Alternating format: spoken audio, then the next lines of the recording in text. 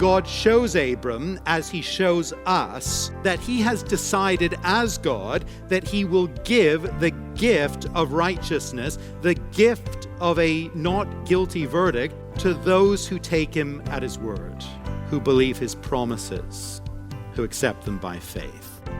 Welcome to Encounter the Truth with Jonathan Griffiths. We continue our message today, The Lord, Our Shield and Reward. And Jonathan, so great to look back even to the early chapters of the Old Testament and see that it is God himself who says, no, I want relationship with you, and I'm making a way for that to happen.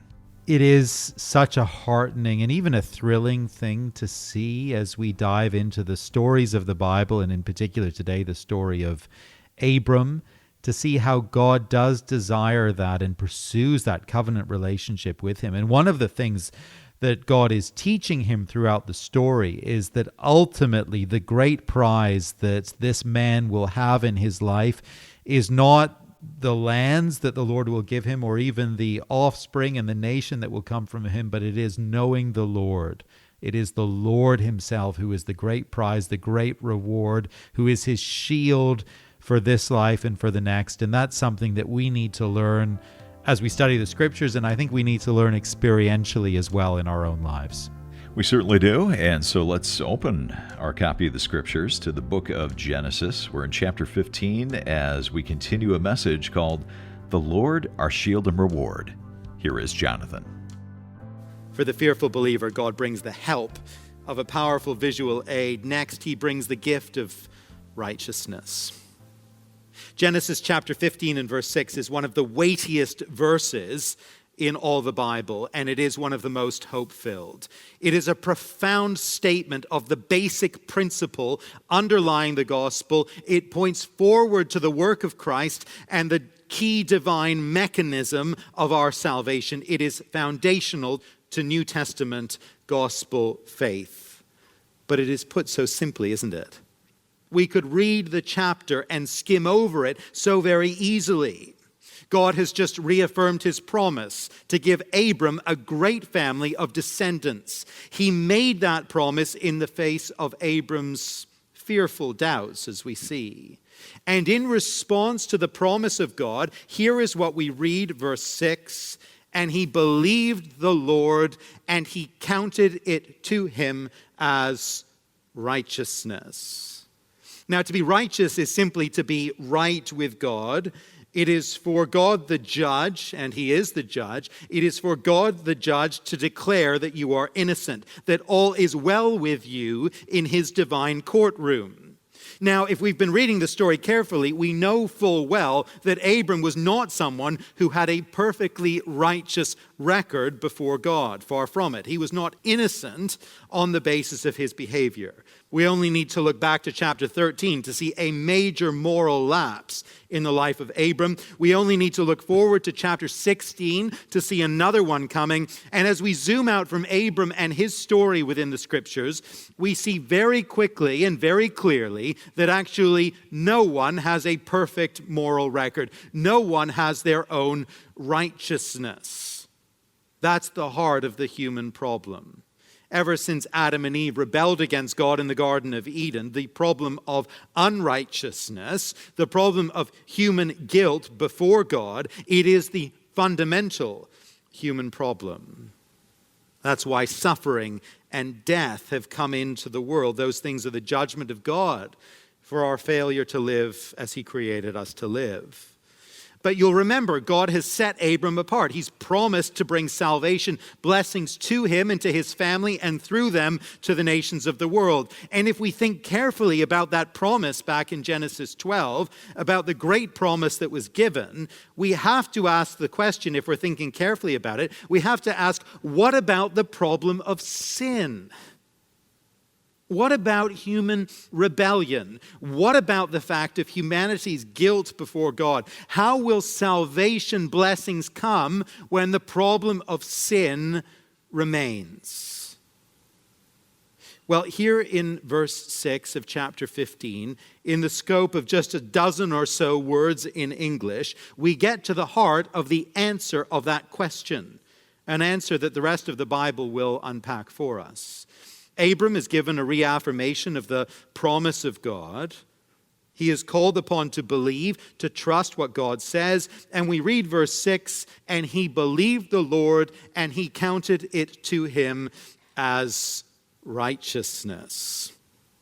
Now, the default assumption of the human heart is always to believe that if there is a God and I'm going to meet him at the end of my life, he will either accept me or reject me, bless me or curse me on the basis of the things that I have done, on the way in which I have lived my life. I think that's what most people tend to assume. But look what God the judge does here with Abram. It's so remarkable. It's so striking. It's so surprising. He looks on Abram's faith-filled response to his word, faltering and fearful as it may be, and he counts that faith to Abram as righteousness. He reckons it to him. It's wonderful to have credit added to your account. Maybe you've had that experience with a company of some kind that you deal with. You know, you go to the Starbucks drive-thru and you order a coffee, and you get 10 minutes down the road and you take your first sip and you realize that it's all wrong. They gave you some green tea latte or something strange when you just wanted a normal coffee. So you know, it's too far now to turn back. So later in the day, you call customer service and you tell them of your very traumatic experience that morning. And they say, "Oh, I'm so sorry about that, sir. No problem at all, sir. We are going to credit $20 to your account as a gesture of our goodwill." And you look on your Starbucks app and you have a credit to your account, one you didn't anticipate, and it just makes your day. As Abram believes his word, God the judge decides to credit to Abram's spiritual and judicial account a full measure, an account full of perfect righteousness. Now, it's very important for us to see here and register here that God is not saying, you know, Abram, you have done such an amazing thing here in believing my promise. I am so impressed that you are taking me at my word. I want you to know that this is so impressive that it cancels out all the wrong things you have ever done, and it makes you fit and ready for heaven. You've earned it, pal. That's not what he's saying. This declaration, this transfer, it is not achieved by Abram's faith as an act of merit or an act of personal exertion. We must not read this and think that Abram earned the righteousness that he received in verse 6. Now, there's no perfect analogy here, but that line of thought would be equivalent to something like this. Just see what you make of this. You walk into your bank, your local branch, to do a bit of banking. As you enter, one of the staff ask if you would mind participating in a customer service survey, give a little bit of feedback on them and a bank and as an organization and so on. And once you've answered their small handful of questions, they inform you that as a thank you for your kindness in taking part in this survey, they are canceling the balance of your mortgage. $100,000, $200,000, $500,000, whatever it is. Canceled, wiped clean, just to thank you for your gracious participation today. Now, that would be really nice for sure, but it would also be entirely ridiculous. There's no equivalency there. And the same is true here. Abram's belief does not buy him a not guilty verdict. That's not the lesson. That's not the point here. The point rather is this: God shows Abram, as he shows us, that he has decided as God that he will give the gift of righteousness, the gift of a not guilty verdict before God the judge. He will give that gift to those who take him at his word, who believe his promises, who accept them by faith. That's the principle that we're learning here. That is how God's salvation blessings will come. We don't know all the details yet. We don't actually know the account from which this great store of righteousness will be drawn, at least not yet in this point in the Bible story. But the principle is here in Genesis 15:6, and it is a breathtaking principle. God will not save us on the basis of our good works or our own moral record. And of course, we would never be saved if that was the way in which he operated. No, God is the God who counts righteousness to unrighteous people who simply take him at his word, who simply have faith. The Apostle Paul devotes more or less an entire chapter of his great letter to the Romans on this particular verse here in Genesis 15. If we had time to work through Romans chapter 4 together, I'd love to do that. We don't have that time today. But Paul sees this key verse in Genesis, and he sees that it teaches us that our salvation comes as a gift, not as a payment for good works. He sees that this verse points forward to Jesus and speaks to us directly as gospel people. And this is how Paul finishes his discussion in Romans 4 and verse 23.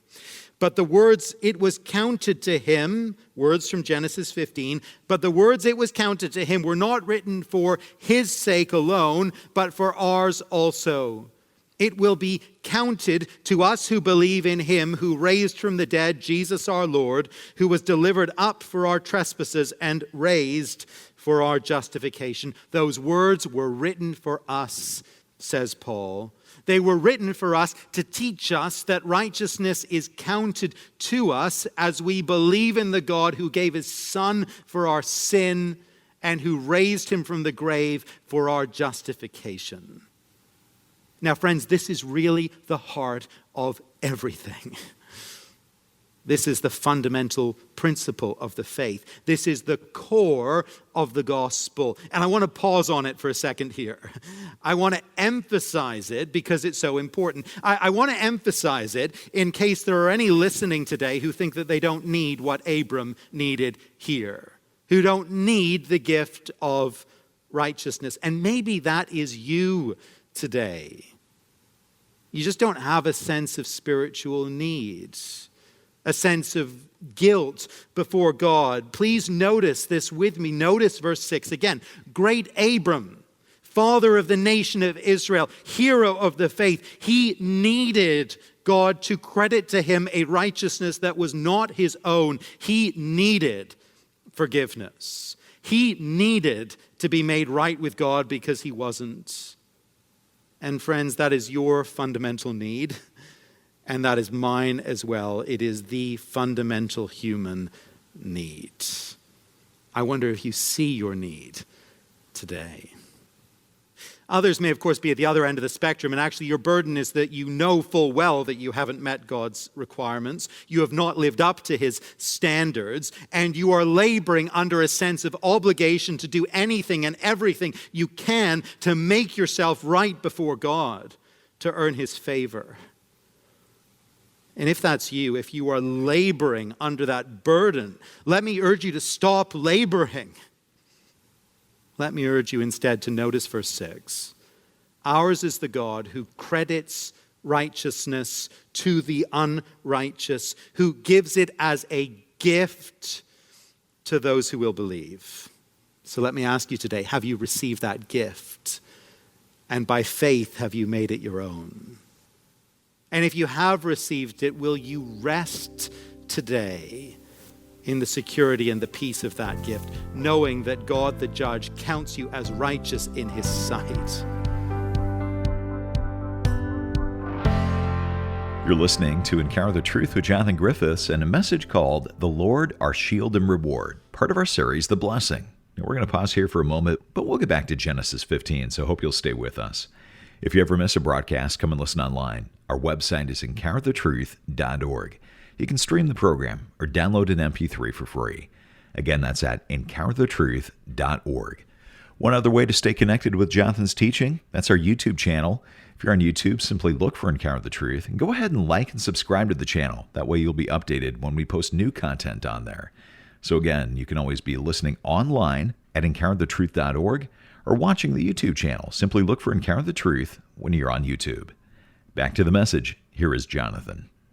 To the fearful believer, God gives the gift of righteousness. And finally, to the fearful believer, he gives the security of the covenant. At this point in the narrative, God is clearly seeking to provide assurance to Abram. There's no doubt about that. Abram is still actually fearful and rather shaky, even if he is showing faith. God reminds him that he is the God who has shown deliverance and who will yet show deliverance and faithfulness in the future. Verse 7, I am the Lord who brought you out from Ur of the Chaldeans to give you this land to possess.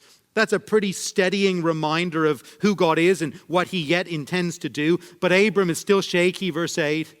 But he said, "Oh Lord God, how am I to know that I shall possess it? Where's the evidence? Where's the proof? I feel I need that."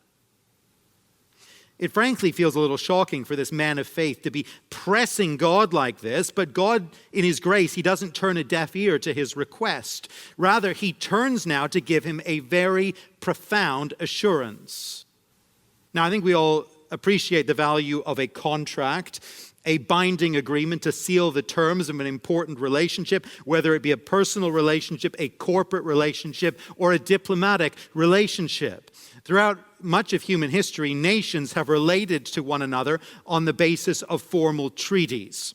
I recently saw some famous historical footage. I don't think I'd seen it before, but footage showing the signing of the agreement between Germany and the Allied forces that brought the Second World War to a conclusion. In a sense, the whole world was holding its breath as the ink soaked into the paper on that day.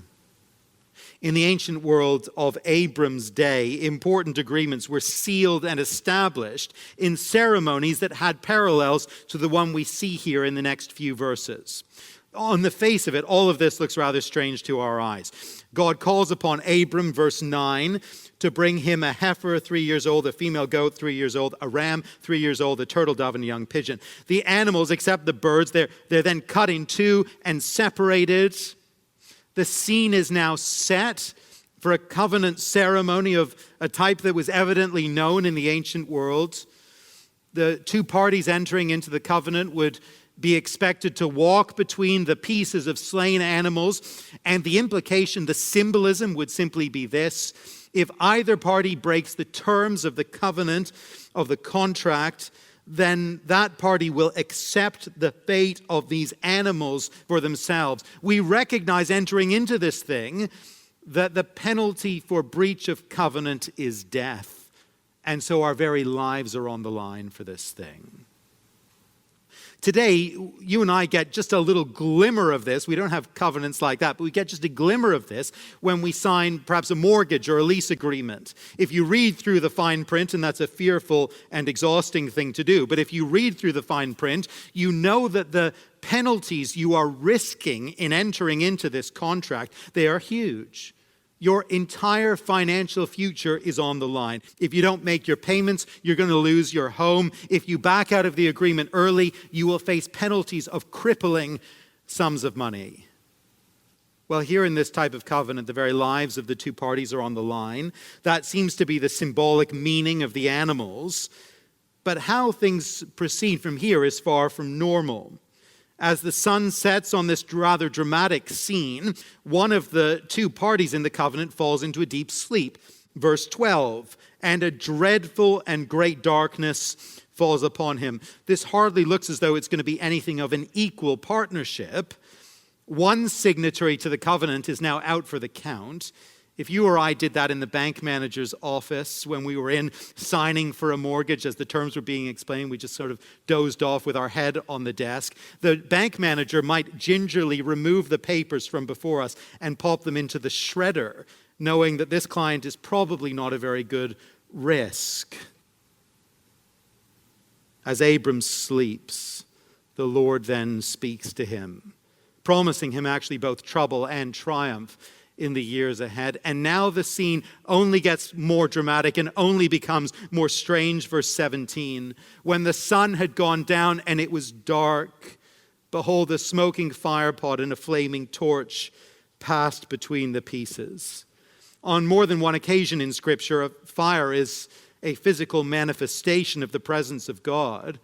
And what Abram is being shown here is that God's own presence is passing between these rows of slaughtered animals. While Abram lies in a daze from his deep sleep, God himself enters into the covenant obligation. And as he does so, he reaffirms his covenant commitment to give this land to Abram and his family.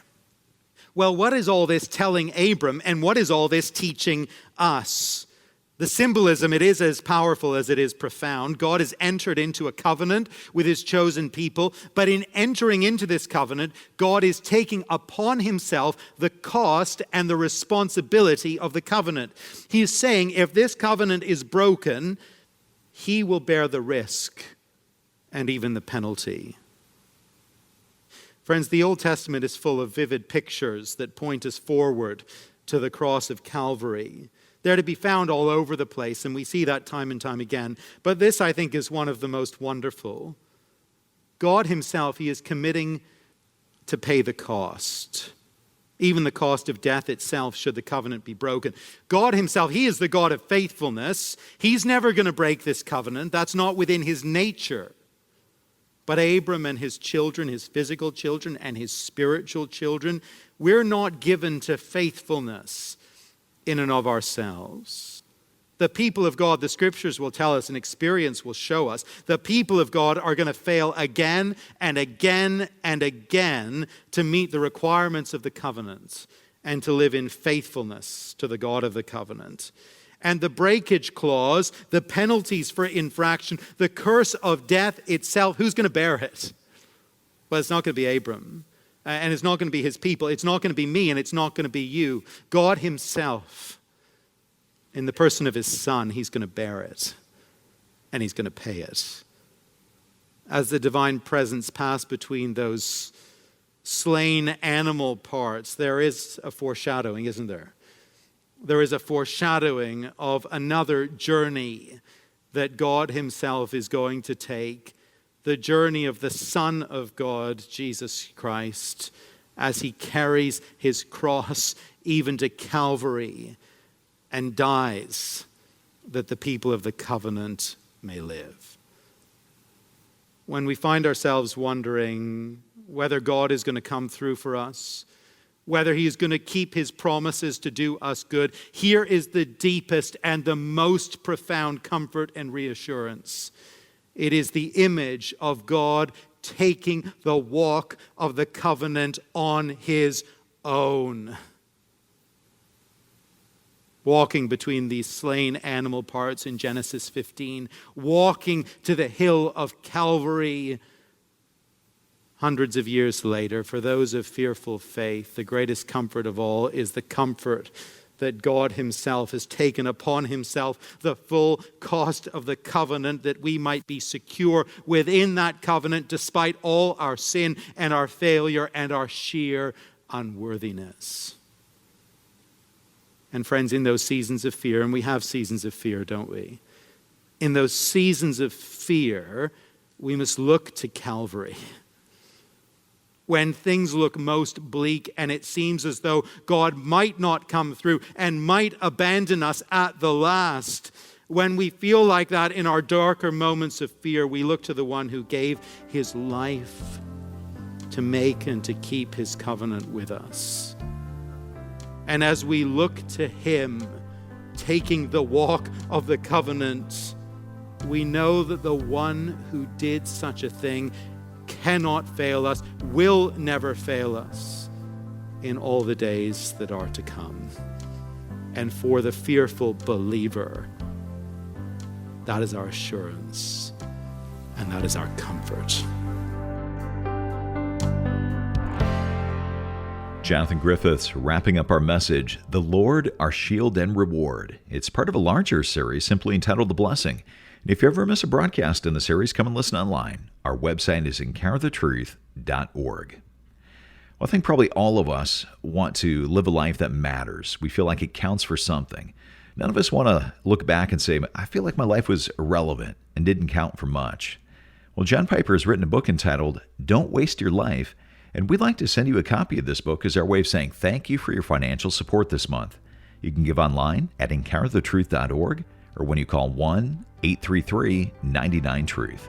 That's 833-998-7884 or encounterthetruth.org. You can also write us at Encounter the Truth, 2176 Prince of Wales Drive, Ottawa, Ontario, K2E0A1, or in the U.S. at Encounter the Truth, 215 North Arlington Heights Road, number 102, Arlington Heights, Illinois, 60004. For Jonathan Griffiths, I'm Steve Hiller. Thanks for listening, and I hope you'll join us next time.